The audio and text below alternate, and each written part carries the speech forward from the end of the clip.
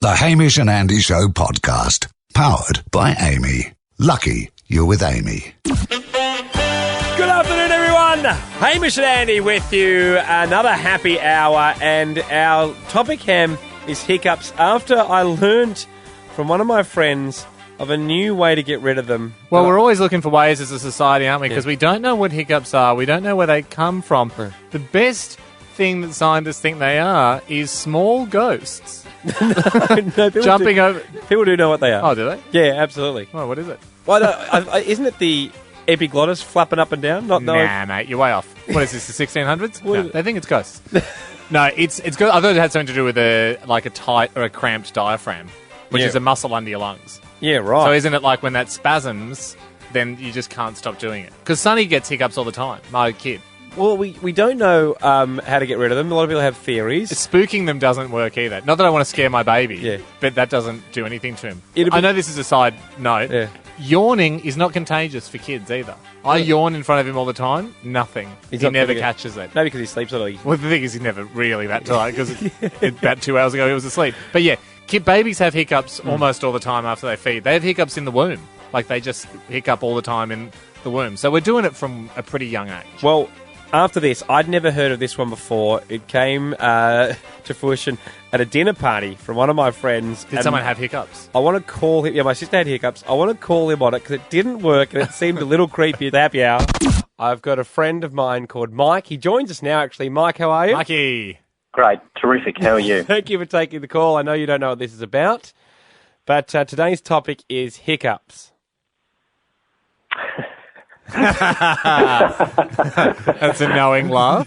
Now, I haven't revealed to everyone, but Mike, you believe you can massage the hiccups out of someone. Now, I think you use this as an excuse to touch women. My sister had the hiccups. What region of the lady needs to be massaged?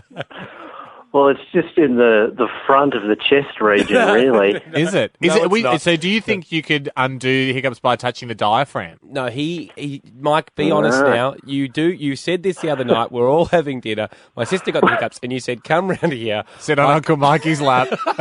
And I can massage the hiccups out of you. Now, it was nothing to do with the chest area or the diaphragm. So it's not the diaphragm? I No. would have thought you'd just be poking them in the diaphragm. Mike, how'd you go about it? Well, it's all anatomical, really. It's I'm a doctor, as you know, and Osteopath. Did you go to medical school? You know about those. It's a complimentary term, it's all to do with the phrenic nerve, and it's an irritation of the phrenic nerve, which does supply your diaphragm, but that irritation creates the hiccup. The phrenic nerve runs under the clavicle or the collarbone. Okay. And normally if you just touch just under the collarbone there, If you twang it. it can normally settle it down. Normally it works. Normally works. Then how do you explain the kissing element? I heard from Andy's sister that it also involved 5 minutes of making out. Now, is that more of just thanks for visiting? Or everything was above board, but Mike, it didn't work, and then we question whether it's ever worked. Has it ever worked for you? It's never worked. No, not in a clinical setting. There is no such thing as that nerve. I should point out that's a mythical nerve. No one's ever found it. But has it worked for you in the past? It has worked, yes. It has worked, yes. The short answer is yes. So you believe in it? I totally believe in it. And you would do it before any of the other methods? This is your first number one to go to. Don't forget about sipping on water.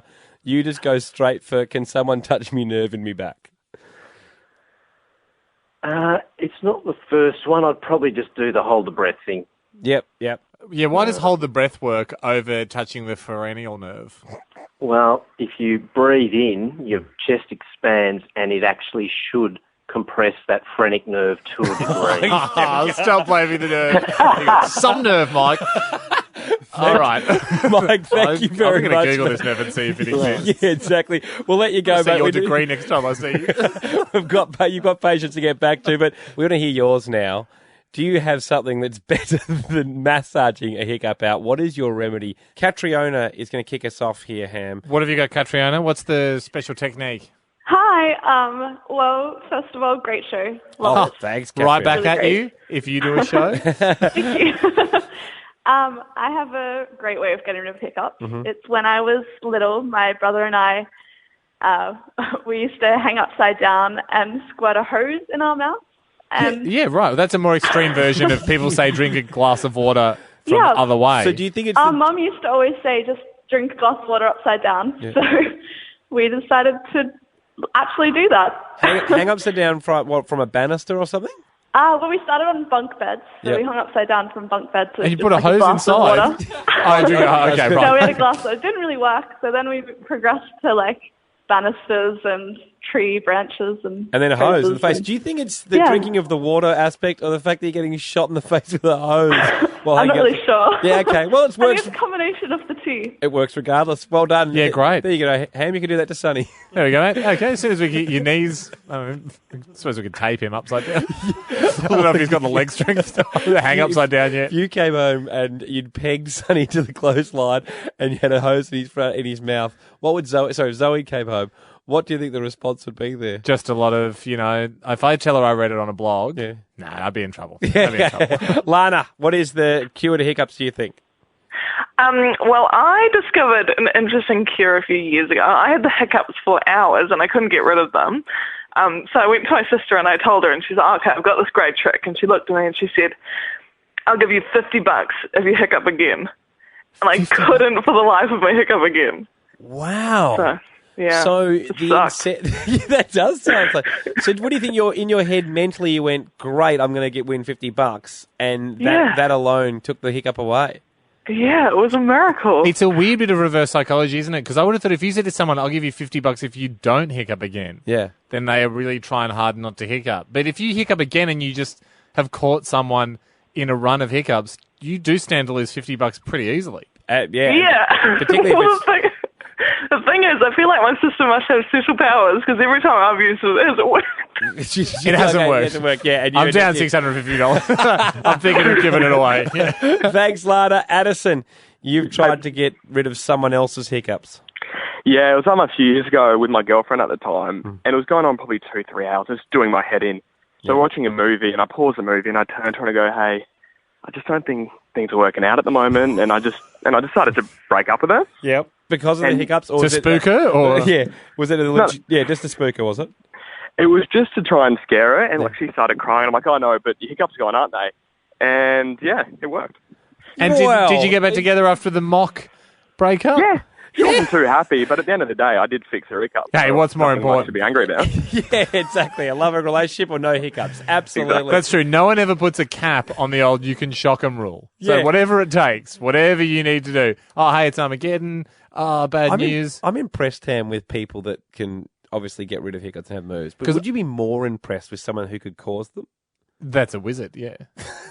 So yeah, That is a wizard. You'd have to be impressed, wouldn't you? Well, I mean, what's the opposite of shocking someone? Calming them down? Yeah. So I suppose it doesn't really work together. If you really calm someone down, you can make them have hiccups.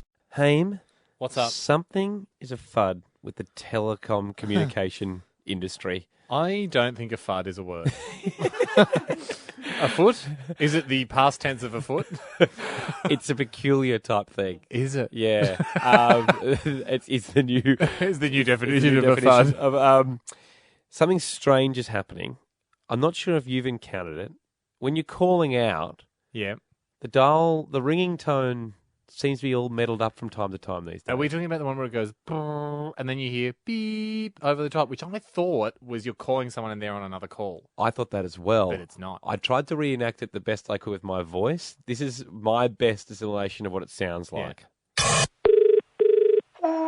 Yeah, that one. You could have just got another beep to play over it. Why'd you do that? We have probably like 10,000 beep noises at the radio station. I love that you think you're better than a sound effect. This. Anyway, people so will that's only it. know That's which it. one was you. That's Both it. were so realistic. That's the That's thing. it perfectly. I've been doing it. So different phones have it. Haydo has Haydo. it. So I kept going to him. Haydo, were you on the other line? The first time he was. The second time The thing he is, wasn't. some people have it, some people don't. Yeah, because his phone always does that, and I'm always going, what are the chances? Every time I call Haydo, he's on another call. And even more surprisingly, he always answers. Yeah. He's So he must be. I kept thinking Haydo was ditching someone and coming to the call. How good does it make you feel? I rang Tommy Bayford last night. Same thing happened. Do you want to? How is Fatty Man? How is the fat mouse? How's Tom? Probably got a bit carried away. His nickname is Fatty. Yeah. Fatty, yeah. No, I actually saw Tom 2 weeks ago at a restaurant. He's fine. Anyway, it happens to his phone as well. Mm-hmm. And I said, were you on the other line? He said, no. I said, have you got a new phone? Are you running anything different? Different phone to Hayden.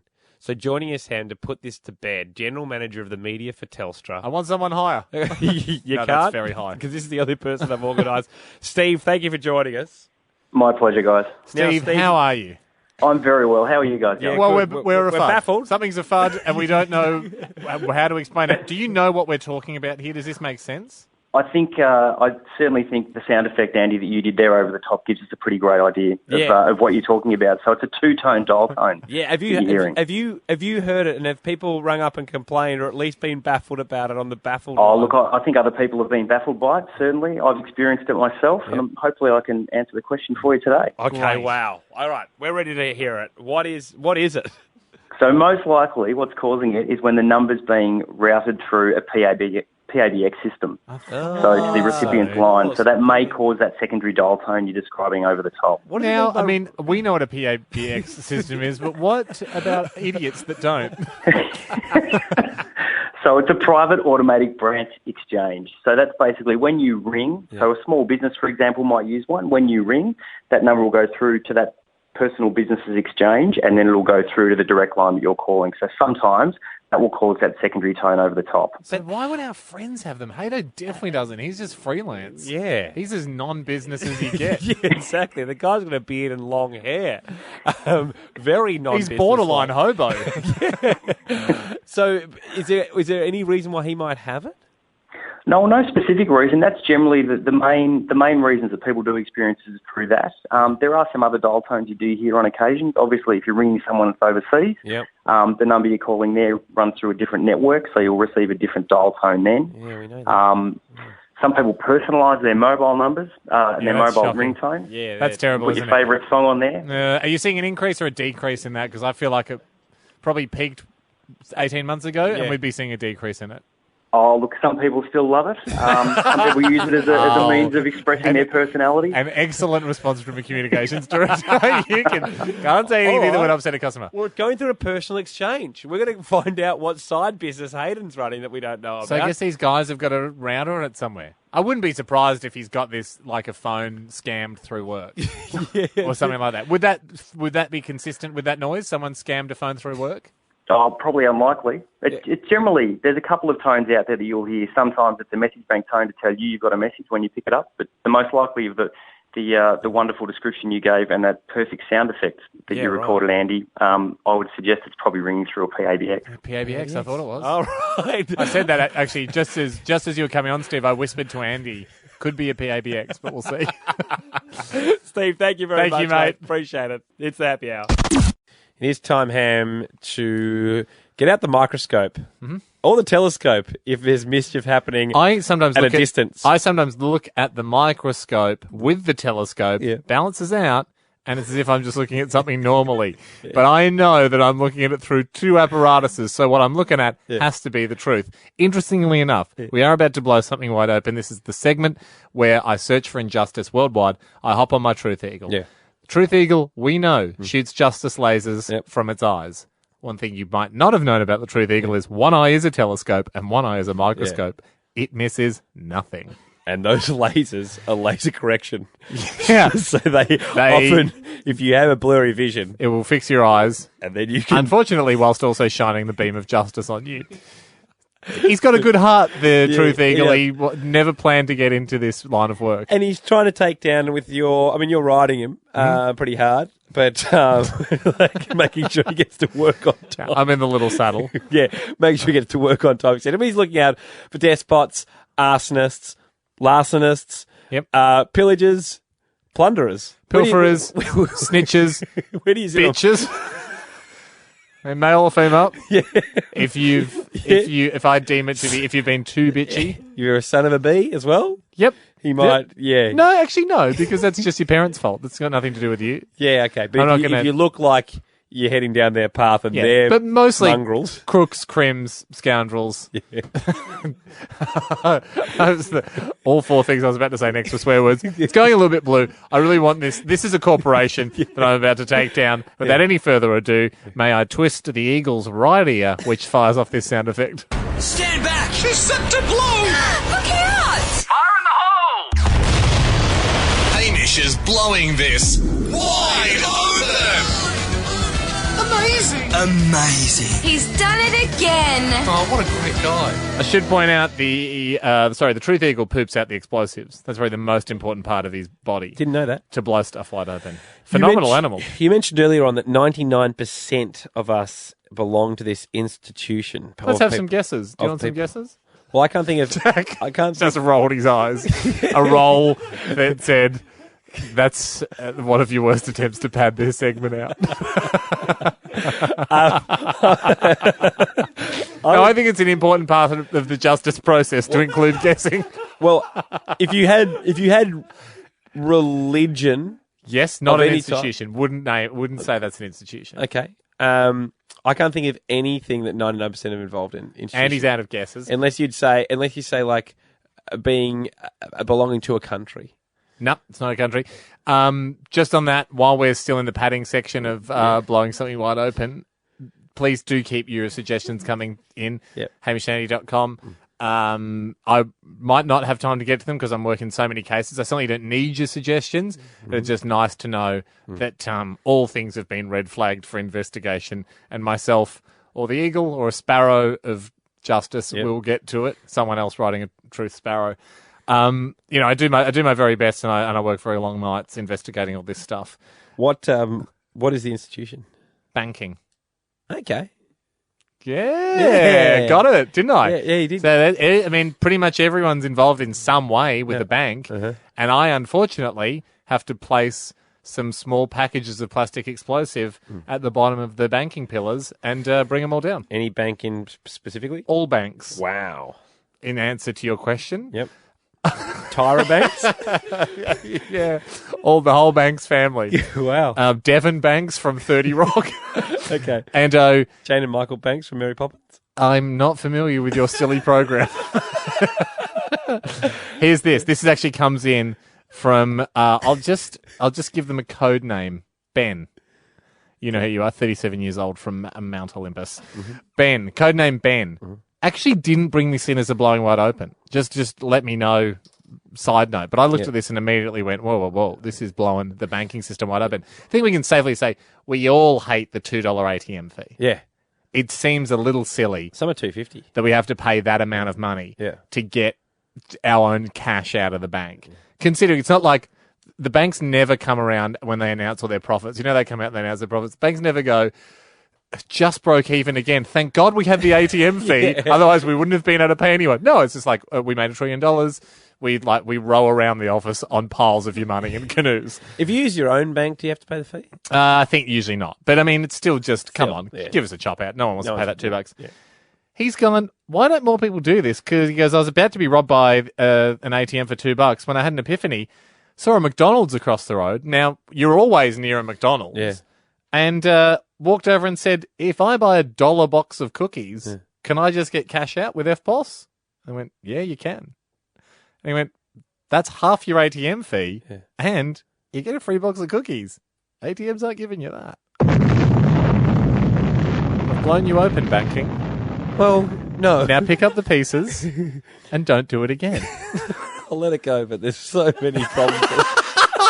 And that's why you pad. Because now, no time for rebuttals. We've done it again, Eagle. Happy hour, Hamish and Andy with you. And, Haim, we are talking the People's Island just for a moment. That's what that music signifies. Music signifies Gilligan's Island. But we are reappropriating the music for our own island. Haim, the People's Island, we did buy an island on behalf of the show. Yep. We went up there to check it out and explore it.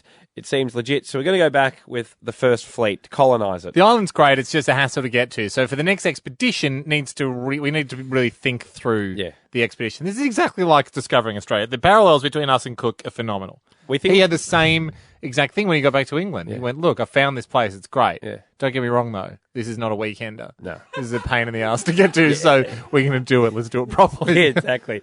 They said take 100 or so convicts. Do I have to keep them all alive? No way. They're convicts. Yeah, exactly. Cool. No, you don't even have to show them sunlight. Do whatever you want to them. And he just went, oh, wonderful. Great. God, I love this. Isn't this a fun era we live in without laws and they can't sue me? Yeah. And people's rights. Yeah, he loved it. Isn't it terrific? Wonderful these guys have no rights. We're going to take a convict along. We are going to take a convict along because it just, to borrow a leaf from Cook's book, we like the idea of having a convict to do all the labour. The two slots that are locked off. Yeah. One is a convict. Yep. He's obviously bringing a policeman. That's his +1 because the cop has to keep the convict in order. And then the other person that we had locked off was an enigma. Yeah, we're hoping to find an enigma. We haven't found that person yet because it's tricky to find enigmas. Yeah, if you have to go to them, they can't come to you. Exactly. If they say they're an enigma, they're not an enigma. Yeah. So those two are locked off. Grabbing a little bit of a leaf out of Cook's book. Mm-hmm. Do we need a botanist? Ooh, grabbing a leaf, are we, Andy?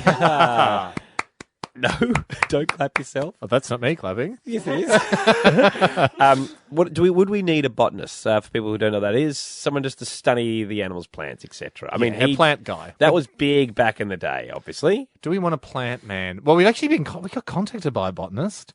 We had someone that had a little bit of beef with it. Was a negative botanist letter. Yeah.